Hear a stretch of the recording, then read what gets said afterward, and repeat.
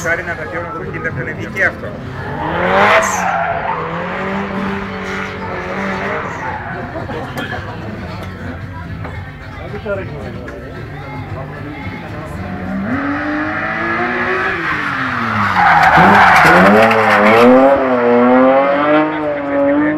Μπορεί να την έκλεισε και να την καμπίνη.